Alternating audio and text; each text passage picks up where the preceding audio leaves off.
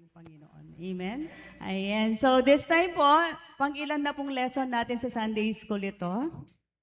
Ayan, nasan po yung mga best in recitation po natin? So ito na po ay pang 11. Ayan. So actually 12 po na lessons yon. Yung pauna po ng mga lessons natin sa Sunday School. So malapit na po tayong matapos. Pang 12, pang 11 na po tayo. Ayan. Po. May graduation. Ayun, may graduation po pala, sabi ni Pastor. Ayan, doon po natin may award na yung Best in Attendance, Best in Memory Verse. Ayan, kasi po magpa-final exam po kayo niyan. May assessment po na most behave, most punctual. Ayan. Sige po. So may pag-graduation po pala si Pastor. Ayan. So anyway po, pang-11 na topic po natin. So yung start na po natin, yung title po, pamagat po na pag-uusapan po natin or tatalakayin po natin sa umagang ito ay mamuhay na kasama ang Diyos. Naniniwala po ba tayo na sa araw-araw na buhay natin ay kasama po natin ang ating Diyos? Amen. Ayan. Sige po. So, diretso ko na po, no? So, yung ating pinaka-background po ng ating tatalakayin sa umagang ito ay sa Genesis chapter 5 verses 21 to 24. Ito po ay nakalagay dito sa verse po natin. Basahin po natin. 65 taon naman si Enoch nang maging anak niya si Methuselah. Nabuhay siya ng 300 years or 300 na taon pa kasama ang Diyos at nakaraan din ang iba pang mga anak. Umabot siya ng 365 taon at sa buong panahon yon ay kasama nga niya ang Diyos. Pagkatapos, nawala siya sapagkat kinuha ng Diyos. Ayan. So, kilala po ba natin si Enoch? Si Enoch. Sino po ang ama ni Enoch? Meron daw po siyang anak. Ang anak niya ay si Methuselah. Si Methuselah po siya yung pinakamatandang tao na nabuhay sa mundo. Ilang taon po na nabuhay si Methuselah? Sino po? 669? Okay, another po? 969. Ano po ang correct? 669, 969? It's 969. Nagkulang po tayo ng 300 years. So, si Methuselah, nabuhay po siya ng 969 years. Sino po? Sino po ang gustong mabuhay ng 969 years dito sa mundo? Pinalitan, binaligtad lang. Sino pong gusto mabuhay ng 969? Ay, si Brother Condring. Ayan. Bakit po kaya gustong mabuhay ni Brother Condring ng 969 years?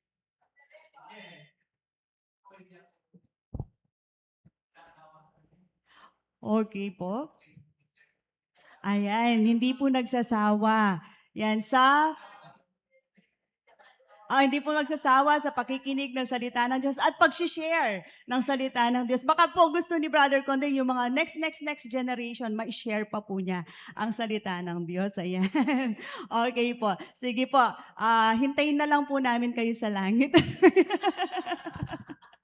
Ayan. For 969 years. Okay po.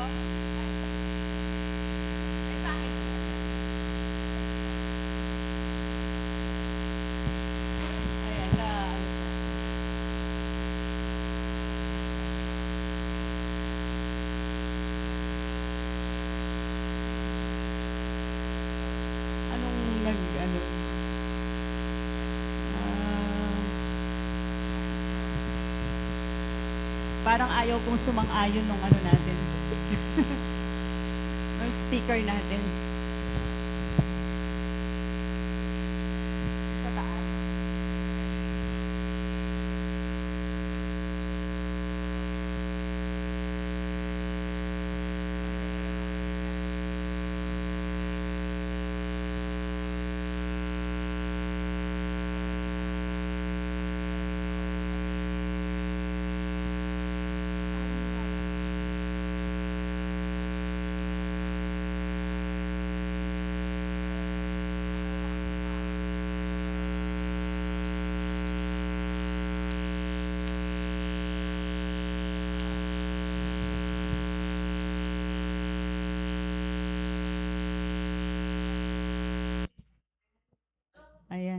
Wala. Bluetooth. Naka-on yung Bluetooth. Ayan. Okay na. Sound check, sound. Praise. Ayan. Okay. Okay, thank you, Lord. Bumalik. Okay po, ayan. So, na-stop po tayo kay Methusalem, no? Ayan. So, si Methusalem po, anak po siya ni Enoch. And then, actually, dalawa po yung Enoch sa Bible po natin, no? Sino po yung isa na Enoch? Kasi, yung na-rapture, yun nga po, si Enoch. And then yung hindi po nakaranas ng kamatayan, anak po siya ni Jared. And then great-great-great-grandson po ni na Eva at Adan. And yung isang Enoch, yun po yung anak ni Cain. Tama po ba? Ayan. Okay po. So, 365 years na nabuhay si Enoch. Ayan. So what the Bible says about Enoch. So yun nga po sa Genesis chapter 5 verse 24, Enoch walked faithfully with God. Then he was no more because God took him away. Ayun po. So si Enoch po yung hindi po nakaranas ng physical na kamatayan. So bigla na lang po siyang nawala. Ayun, kinuha po ng Diyos. Parang nire-represent po no, yung rapture na sinasabi po sa Revelation. At na dito rin po sa Hebrews chapter 11 verse 5, by faith Enoch was taken from this life so that he did not experience death. He could not be found because God had taken him away. For before he was taken, he was commended as one who pleased God. So bakit nga po ba kinuha ni God si Enoch at hindi pina-experience sa kanya yung physical na kamatayan? Dahil nakalagay po dito na please po ang Diyos sa kanya, kay Enoch. Dahil po doon sa 300 years na nabuhay si Enoch, pinili niya na maging kasama niya ang Diyos. So, pero nag-start po si Enoch ng 65 years old nung nakilala na niya ang Diyos at nagdesisyon siya sa buhay niya na lumakad siya na kasama ang Diyos sa araw-araw. Ayan. Okay po? So, meron po tayong tinatawag na merely living at meron din po tayong tinatawag na walking with God. Ano ba yung pagkakaiba ng merely living at ang walking with God? Pag sinabi po natin na merely living, so ang ibig po sabihin nito is di lubusan or bahagya lamang nabubuhay or sumusunod.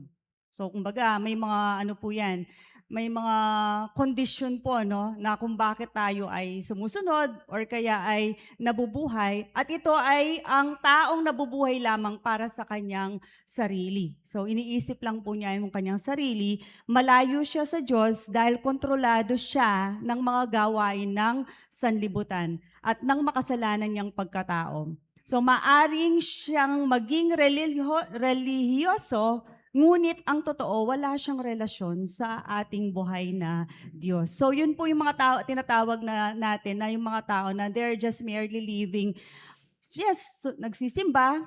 So sinasabi nila na sila ay may Diyos, pero ang totoo, wala po silang relasyon or tunay na relasyon sa ating Panginoon. Kapag naman po sinabi natin na walking with God, ang nakalagay naman po dito ay namumuhay na kasama ang Diyos o pagsunod sa Diyos. So hindi lang po namumuhay, kailangan is sumusunod din po sa Diyos. Ito ay ang taong nagpapasakop sa Diyos, siya ay lumalakad o nabubuhay sa presensya ng Diyos, sa biyaya ng Diyos at sa kalooban ng Diyos. So siya ay matatag or may matatag na relasyon sa Diyos at at sa mga layunin ng Diyos, palagi niyang naririnig ang tinig ng Diyos na ginagabayan siya, itinatama o itinutuwid siya at nagtuturo ng mga bagay tungkol sa kaharian ng Diyos. Siya ay may regular na or nagpapatuloy na relasyon sa Diyos. So si Enoch ay isa sa mga nasa Biblia na namuhay na kasama ang Diyos. So when we walk with God, so kailangan po is tayo ay sumusunod.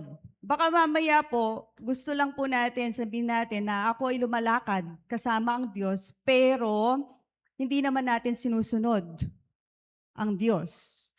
So, baka mamaya tignan po natin yung ating sarili, baka mamaya is naliligaw pa rin po tayo or ginagawa pa rin po natin yung sarili po nating landas. Ayan. So, nakikinig ng mabuti yung ating pinakabatang estudyante. Medyo kumunot ng konti yung noo niya. Ayan, sana naiintindihan.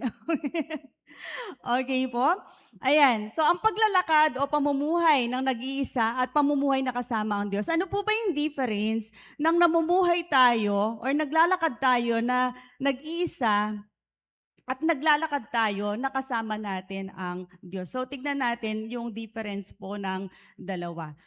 So, ayon sa Biblia, so si Enoch po, yun nga, nasabi na po natin kanina, na sa edad na 65 years old, dun po siya nagsimula na mamuhay kasama ang Diyos hanggang sa edad na 300 years, kaya umabot po siya ng 365 years. Kayo po, anong edad po nung kayo ay namuhay na kasama ang Diyos? Naalala pa po ba natin? 13, 15, 20, ayan. So, buti na lang po, no? Naaalala pa, no? Ako ba? Naalala ko pa ba? Alam ko, alam ko nag-start ako ng mag-Sunday school dito sa church, grade 3. So, around 9 or 10 years old po. Yan. So, nag-start po tayo dito sa church. Yan. So, katulad din po natin, so hindi tayo nagsimulang mamuhay para sa Diyos. So hanggang dumating yung sandaling iyon, yun nga, tinanong natin kailan, so may nagsabi 13, so mas maganda kung mas maaga po, no? So parang mas marami pong pagkakataon na kasama po natin ang Diyos. Ito po ay nung tanggapin natin ang Panginoong Jesucristo sa ating buhay at namuhay tayo na kasama siya. At noong humingi tayo ng kapatawaran, yun, nung kinilala natin ang Diyos, tinanggap natin siya at nung tayo humingi ng kapatawaran sa ating mga kasalanan, sinuko natin ang ating buhay at napatawad ang ating mga kasalanan, tayo nagkaroon ng kaugnayan or muling kaugnayan sa Diyos. So dun po nag-start yung pamumuhay natin na kasama natin ang Diyos. At naniniwala po ako na tayo lahat na naririto ngayon or kung may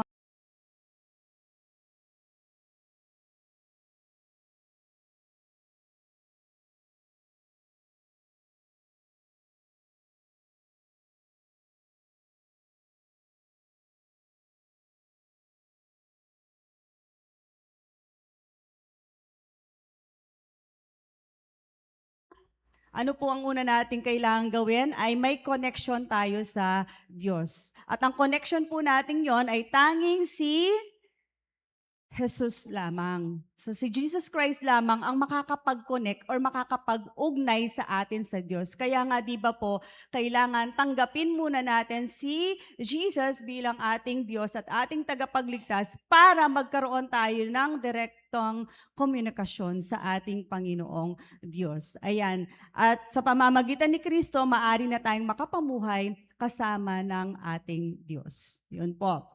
So ano ang ibig sabihin ng mamuhay na kasama ang Diyos? So una, ito po, mayroon po tayong tatlong bagay dito na masasabi po natin na namumuhay tayo na kasama po natin ang ating Diyos. So una, may tamang relasyon tayo sa Diyos or right relationship with God. Paano po ba yung tamang relasyon sa Diyos? Paano po ba natin masasabi na tayo ay may tamang relasyon sa Diyos? Anyone po? Ano po ba sa tingin natin na paano po natin masasabi na tama po yung relationship natin sa ating Panginoon? Okay, so dito po nakalagay, kailangan, yes po Sister Nita, ayan, sorry po, hindi ko po nakita. Paano po natin masasabi na mayroon po tayong tamang relasyon sa Diyos? By obeying His words. Okay po, ayan. By obeying His words, okay? Or yung kanyang mga salita. At bago po natin ma-obey yung mga words po ng ating Diyos, kailangan alamin po muna natin din. Kailangan alam po natin kung ano po yung mga kautusan po ng ating Panginoon. And sabi po dito, kailangan ay nagpapasakop tayo at sumusunod. Tama po yung sinabi ni Sister Nita, is sumusunod po sa ating Diyos. Okay? Ay, sorry po. Ba't nawala? Ayan. Mahina kasi yung connection ko. Okay. Next po. Ayan. Ano ka rin na ako? Ayan, tamang relasyon tayo sa ating Diyos. Ano pong nakalagay? Nagpapasakop at sumusunod sa Diyos. Malinis ang ating puso, nabubuhay tayo na may kabanalan at umiiwas tayo sa kasalanan. So, pwede po ba nating siyasatin ngayon yung puso natin or tanong po natin sa sarili natin na malinis nga ba ang aking puso? Ako ba ay may kabanalan? Ako ba ay umiiwas sa mga kasalanan? So nakalagay po dito sa Matthew chapter 5 verse 8, "Blessed are the pure in heart, for they will see God." So kung malinis po yung puso natin, ang sabi po dito is makikita po natin ang Diyos. And also dito po sa Hebrews chapter 12 verse 14, "Make every effort to live in peace." Yan. Sino po yung hindi peaceful ngayon? Sino po yung nakakaranas ng bagyo sa kanilang puso ngayon? Ayan, kahapon ang lakas po ng ng ulan, hindi man po bumabagyo pero parang lakas, parang may bagyo na doon sa hangin. Ayan, na ano ba tayo kahapon? Na nag-alala po ba tayo ng sobra kahapon? Ayan. So, kailangan mamuhay po tayo na may kapayapaan, with everyone, sa lahat, and be holy. So without holiness, kung hindi po tayo magiging banal or magpapakabanal, no one will see the Lord. So hindi po natin makikita ang Diyos. So kailangan is matutunan po natin paano po tayo maging banal or tayo ay magpakabanal. Ayan. So next po, number 2, na namumuhay sa Diyos is malapit na relasyon sa Diyos. Close relationship with God. So, hindi lang po relasyon, kailangan close. Parang BFF kayo. Parang friend mo. Yan. Or kaya yung kapamilya mo na very close kayo. So, pag very close or close kayo, close yung relationship, so walang secret dyan, no? So, lahat alam. So, kailangan magkaroon tayo ng malapit na relasyon sa ating Diyos. So nakalagay po dito, ang Diyos at ang ating Ama ay nais niyang mamuhay tayo na malapit sa Kanya gaya ng mga anak niya. So imagine po, ang mismong Panginoon pong Diyos, so, siya po yung parang naghahangad na tayo din ay mapalapit sa Kanya or mamuhay tayo na malapit sa Kanya. Nakalagay po dito sa Romans chapter 8 verse 15 to 16, "Sapagkat hindi espiritu ng pagkaalipin ang inyong tinanggap upang kayo ay mamuhay sa takot." So hindi dapat po tayo namumuhay sa takot na kapag tinanggap natin po ang ating Panginoong Hesukristo, hindi po pagkaalipin ang tatanggapin po natin or tinanggap po natin. So, hindi rin tayo dapat mamuhay sa takot. So, sa halip, ang inyong tinanggap ay espiritu ng pagkupkop upang kayo'y gawing mga anak ng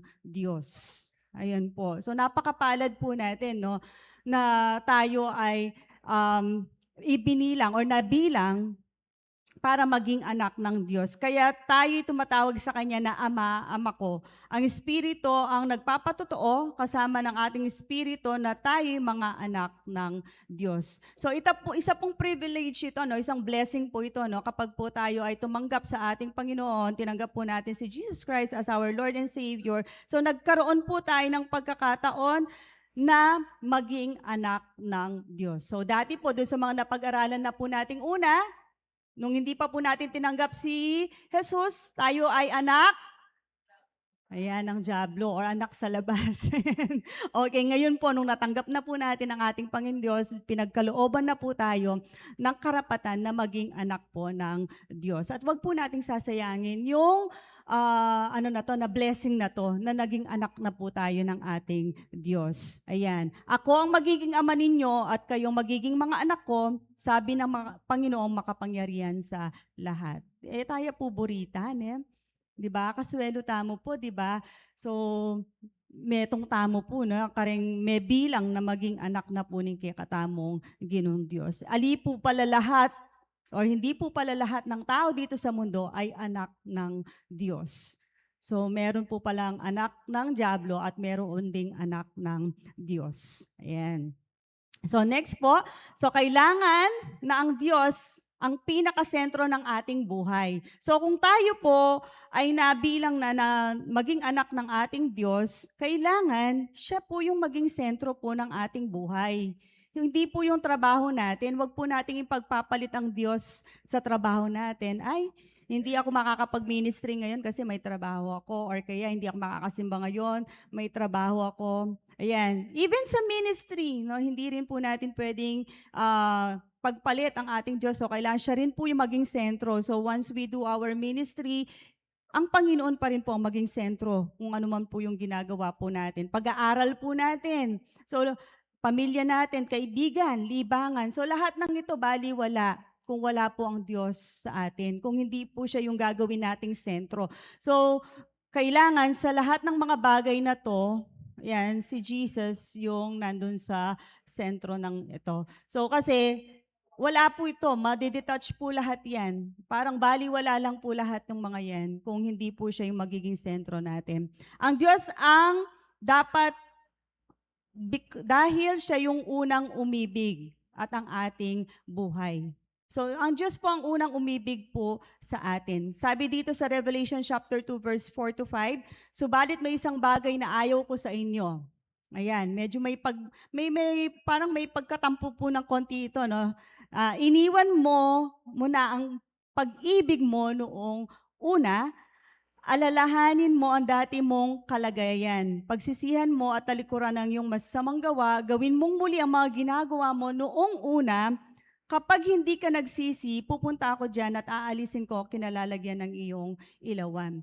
So, naalala pa po ba natin yung feeling natin the first time na tinanggap po natin yung ating Panginoong Diyos? Ano po yung naramdaman po natin? Di ba yung eagerness, nandoon yung passion, nandoon yung gusto natin lagi tayong nasa church, gusto natin lagi tayong nag-a-attend ng service, di natin pinapalampas yung mga gawain natin sa church. Kapag tayo'y nagpe-praise, nagpupuri, talagang mararamdaman mo sa iyong puso kung gaano ka kagalak, gaano ka natutuwa, gaano ka nasisiyahan, di ba? So, ang tanong po, as of now, nandun pa rin po ba yon? Nararamdaman pa rin po ba natin yon? Yung sabik tayo, opo yun, tama po yung term na yun, na nananabik po ba tayo?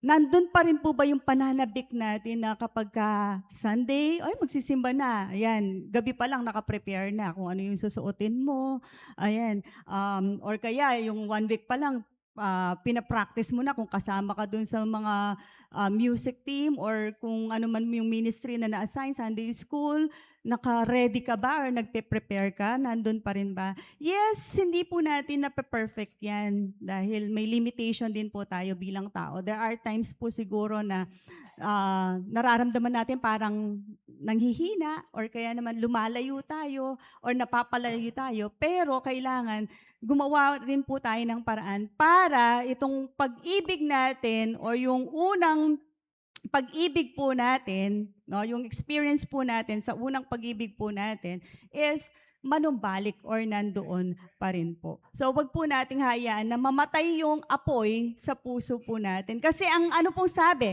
kapag hindi ka nagsisi, yan, may mga nagawa tayong mga pagkakamali, pagkukulang or pagkakasala, hindi natin pinagsisisihan yan. Ano po sabi? Pupunta ako dyan at aalisin ko sa kinalalagyan ang iyong ilawan. Gusto po ba natin yon? na mamatay yung ilaw na binigay sa atin, na yung ilaw na yun yung magsisilbi para magliwanag po tayo at maging living testament din po tayo sa ibang mga tao, no? So, wag po nating hayaan na mawala po yon. Okay po, next, number 3, may layunin ang Diyos. The purpose of God. So last week po, no, pinag-aralan po natin ito, no, na may purpose po ang ating Panginoon sa ating buhay. So, paano po natin malalaman? Ang taong namumuhay kasama ang Diyos ay namumuhay din sa mga plano at layunin ng Diyos. So Acts chapter 16 verse 6 to 10, nandoon siya sa tamang lugar, tamang grupo ng tao na gumagawa ng tama sa tamang panahon o oras na itinakda ng Diyos. So kapag tayo ay namumuhay na kasama ang Diyos, so lahat ng mga nangyayari sa buhay natin, so may plano po at may layunin ang Diyos para sa atin. So tignan po natin, ano po ba yung layunin ng Diyos para sa atin. There are times may na-experience po tayo na mga negative, no, or mga hindi kanais-nais na mga bagay, pero tignan po natin, baka may plano po si Lord, bakit po niya pinahintulutan na mangyari po yung mga bagay na yon. So, kailangan nandun po tayo sa tamang lugar, tamang grupo ng mga tao. Tignan din po natin yung mga nakakasama natin. Kung sila po ba ay talagang ipinagkaloob po ng Diyos para sa atin at para makasama po natin at gumagawa ng tama at sa tamang panahon.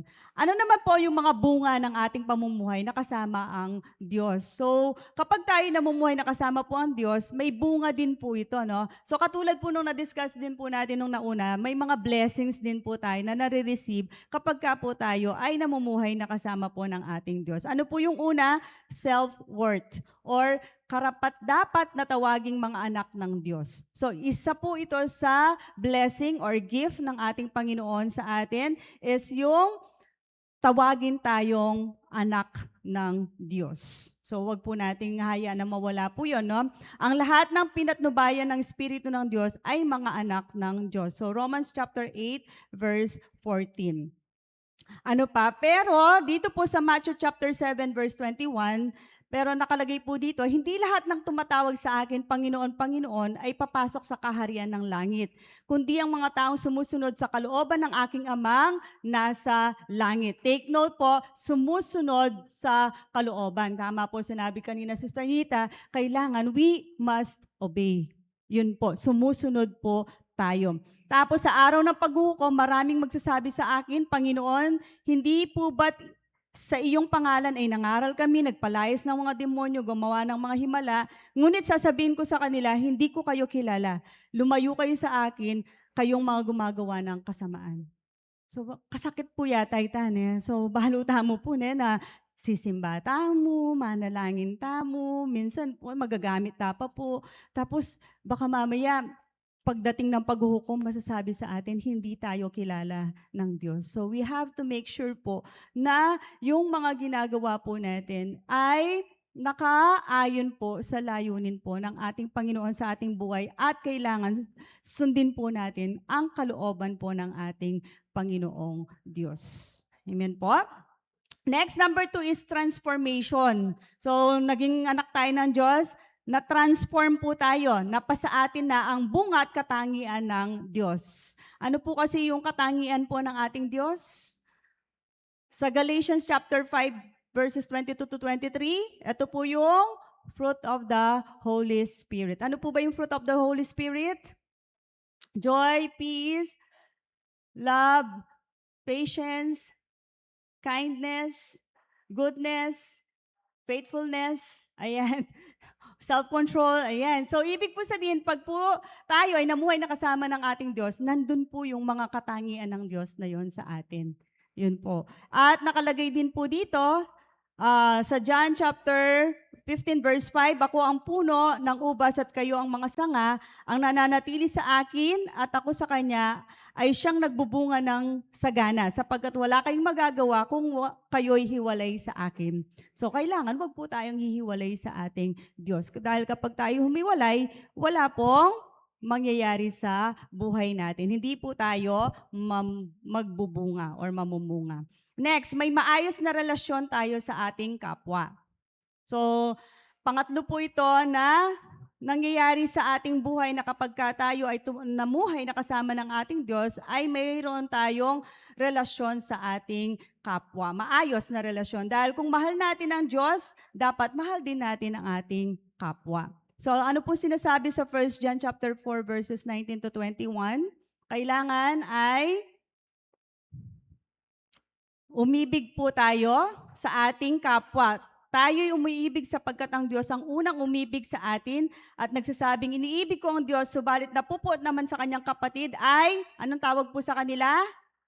Liars or sinungaling. So, kung halimbawa po na sinasabi natin na mahal natin ang Diyos pero kinapupuotan po natin ang ating kapatid, hindi rin po tayo namumuhay sa ating Diyos. So, kailangan tayo po ay mabuhay or mamuhay na minamahal at iniibig din po natin ang ating mga kapatid. Ayan, dahil ang Diyos ang umiibig po sa atin, ang unang umibig po sa atin. Para masabi natin na iniibig natin ng Diyos, ibigin din po natin ang kapwa. Katulad po na sabi ni Pastor last time na paano nga naman maiibig ang Diyos na hindi mo nakikita kung mismong kapwa mo na nakakasama mo, nakakausap mo, nakikita mo ay hindi mo maibig-ibig.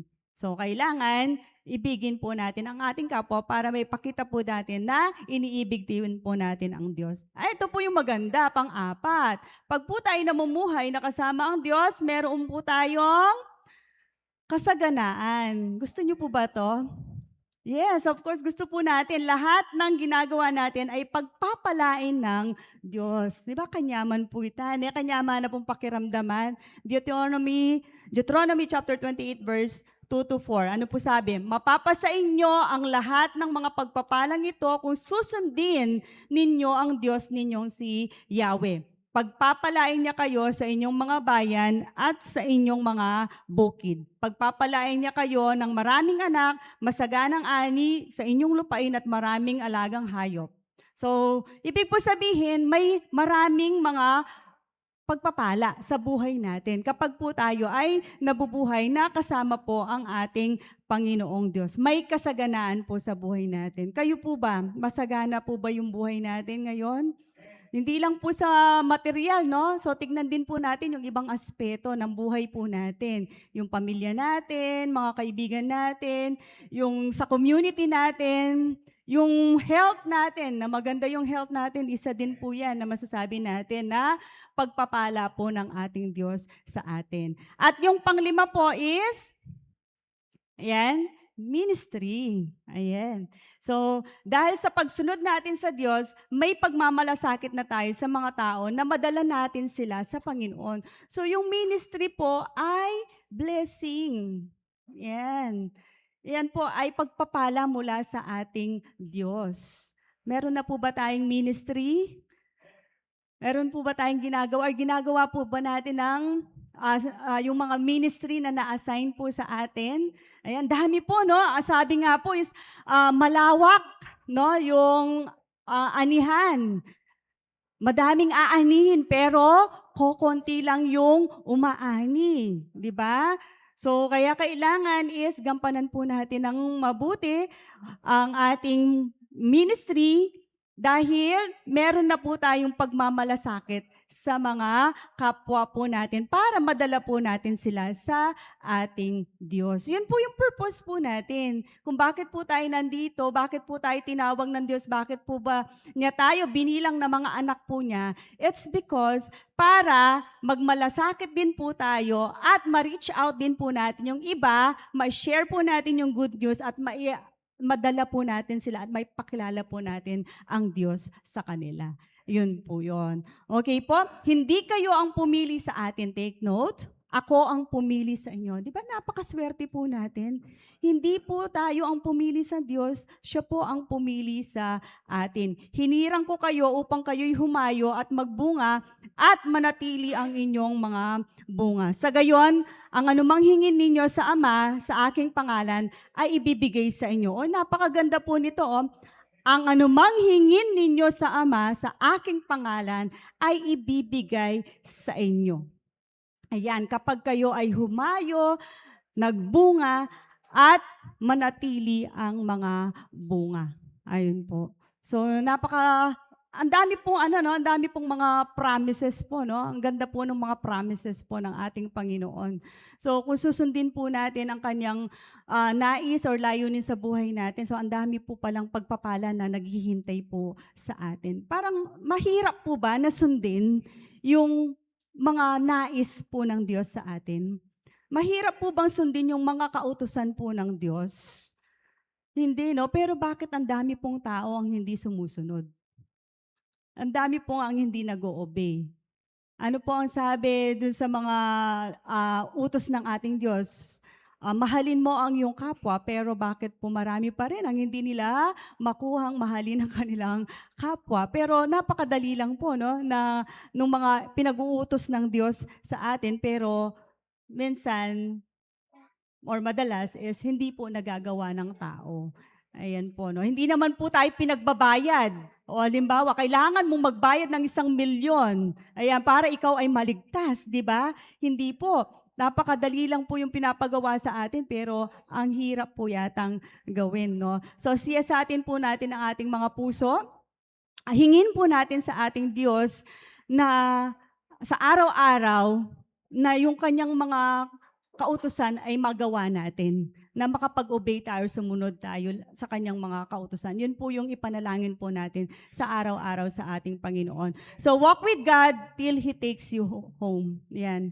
Lumakad po tayo kasama ang Diyos hanggang dumating po ang araw na makasama na po natin siya at umuwi na po tayo doon sa totoong tahanan po natin. So mamuhay tayo gaya ni Enoch. So namuhay siya, nakasama ang Diyos hanggang kunin siya ng Diyos at dalhin sa langit. Tayo po, hindi po natin alam ang way at kung kailan po tayo kukunin ng ating Diyos. So mas maganda po, no, kung katulad ni Enoch na hindi na po tayo dadaan ng physical na kamatayan, hindi na po tayo mahihirapan physically, kukunin na lang po tayo ng Diyos, no? So pero hindi po natin alam kung kailan, paano tayo kukunin ng Diyos. Pero habang tayo po ay naririto sa mundo na to, lumakad po tayo, nakasama po natin ang ating Diyos. Ayan po. Kailangan na noong una natanggapin natin ng Diyos ay mamuhay na kasama niya, sikapin natin na hanggang sa oras ng ating kamatayan ay masumpungan tayong tapat na namumuhay sa Diyos. Hanggang wakas po. Dahil may mga Kristiyano na noong una ay mainit sa paglilingkod sa Diyos, ngunit sa mga pagsubok na naranasan, nangihina at nagbalik sa dati nilang buhay. So sana naman po wala ni isa po sa atin na naririto ngayon ang mamuhay sa dating buhay or maging backslider po. So magpatuloy lang po tayo. Kahit anuman pong bagyo ang dumating sa buhay natin, anuman pong pagsubok ang dumating sa buhay natin, anumang sabihin ng ibang tao tungkol sa atin, tungkol sa pananampalataya natin sa ating Diyos, manatili po tayo at lumakad po tayo nakasama po ang ating Panginoong Diyos. Naway, ma-please po natin ang ating Diyos sa mga remaining days or remaining years pa po natin dito sa mundo. Huwag po nating sasayangin. Ito nga, nandito na tayo. Tinanggap na po natin ng Diyos. Naibilang na po tayo bilang mga anak ng Diyos. Gampanan na po natin yung tungkulin po natin bilang anak po ng Diyos. So magpatuloy po tayo sa ating buhay na kasama ang Diyos. Ayan po. So bago ko po i-end ito, so, i-summarize na lang po natin, no, yung ating lesson. So, walk with God. So, till He takes you home, mamuhay tayo para sa Diyos hanggang kunin niya po tayo. So, manatili po tayo. Huwag po sana tayong tatalikod na baka mamaya isang hakbang na lang, tumalikod pa tayo. Eh, nandyan na pala sa harapan natin ang Diyos. Makakasama na pala natin ang Diyos. Tapos, isang hakbang na lang, tumalikod, nalaglag pa tayo. So, wag naman po tayong umabot sa ganoon. So, kahit po kukusad tana mo, sige pa rin, patuloy ta pa rin po keng kakatamong Ginoong Diyos. Ayun po. So, bilang bilang pang huli po, ayan. So, gawin po nating isang closing prayer po natin. So, meron po akong isa-share na isang song po dito. So, pwede po nating sundan po yung lyrics ng song. So, as a part of our opening, our closing prayer po. And then po, sundin po natin at siyasatin po natin yung ating puso. And also, i-ask po natin ang Spirit ng ating Panginoon na siya po yung mag-lead sa atin sa buhay natin sa araw-araw habang lumalakad tayo sa mundo na to, patungo sa destination po natin or final destination po natin. Make sure lang po na lagi natin na kasama ang ating Panginoong Diyos. So, meron lang pong isang song na ipi-play and then paki-ano na lang po natin. Ayaw. Abisang makakaya, ma-download. Sige po, tignan natin.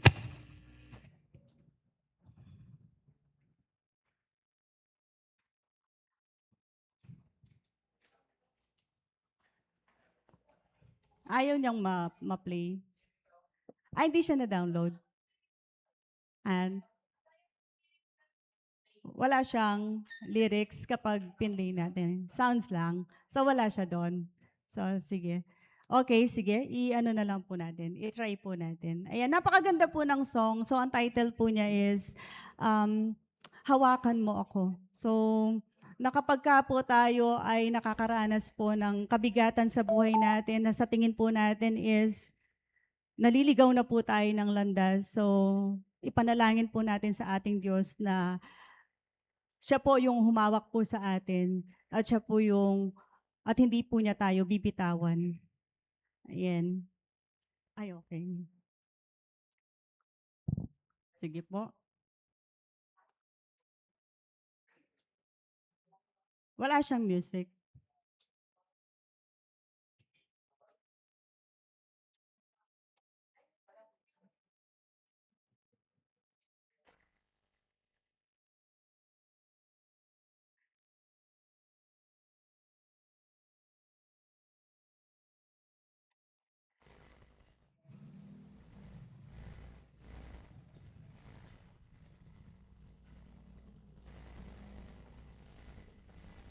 Wala siyang sounds na.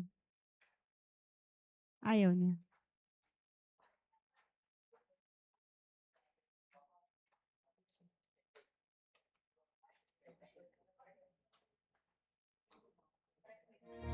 Ayan. Sige po. So, gawin po natin na panalangin ang song na to and then let's reflect at hingin po natin ang spirito ng ating Diyos na siya po ang manguna sa bawat isa sa atin. Sige po.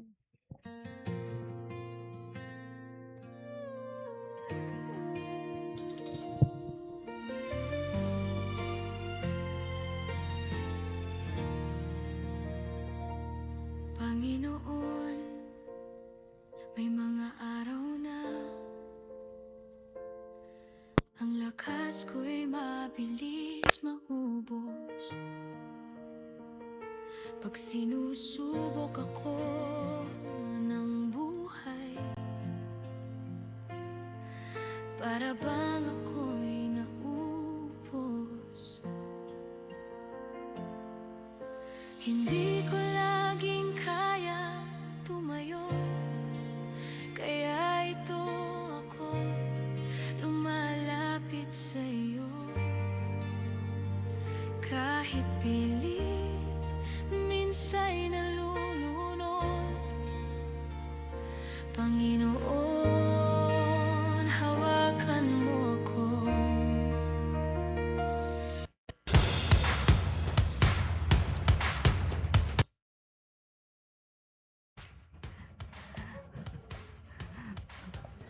Okay, ito yung pong patalastas.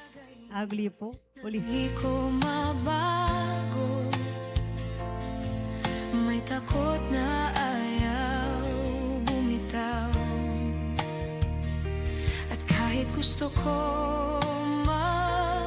magtiwala, minsan ang puso ko'y nanghihina't kumakawala. Kaya bago pa ako bumigay,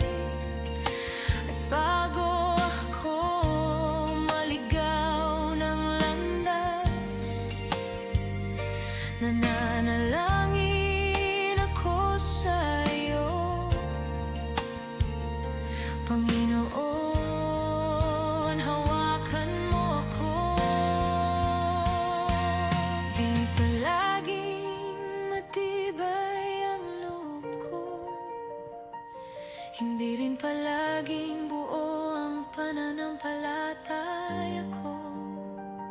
Pero kahit ganon, alam kong totoo, hindi ka nagbabago.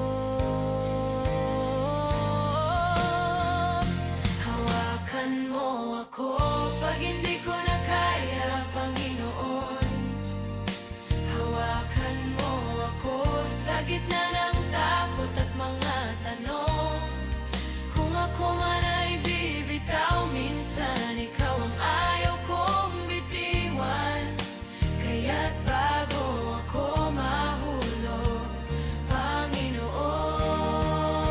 hawakan mo ako. Hawakan mo ako pag hindi ko na kaya, Panginoon. Hawakan mo ako sa gitna ng takot at mga tanong. Kung ako man ay bibitaw, minsan ikaw ang ayaw kong bitiwan. Kaya't bago ako mahulog, Panginoon, hawakan mo ako.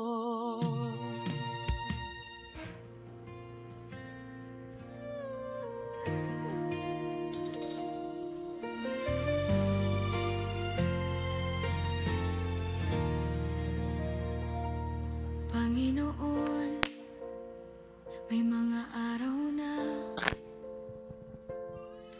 ang lakas ko'y mabilis maubos. Pag sinusubok ako ng buhay, para bang ako'y naupos. Hindi ko laging kaya tumayo, kaya ito ako lumalapit sa'yo. Kahit pilit, minsa'y nalulunod. Panginoon, hawakan mo ako. May mga bagay na di ko mabago, may takot na ayaw bumitaw. At kahit gusto ko magtiwala, minsan ang puso ko'y nanghihina at kumakawala. Kaya bago pa ako bumigay, at bago ako maligaw ng landas, nananalangin ako sa'yo, Panginoon, hawakan mo ako. Di palaging matibay ang loob ko, hindi rin palaging buo ang pananampalataya ko. Pero kahit ganon,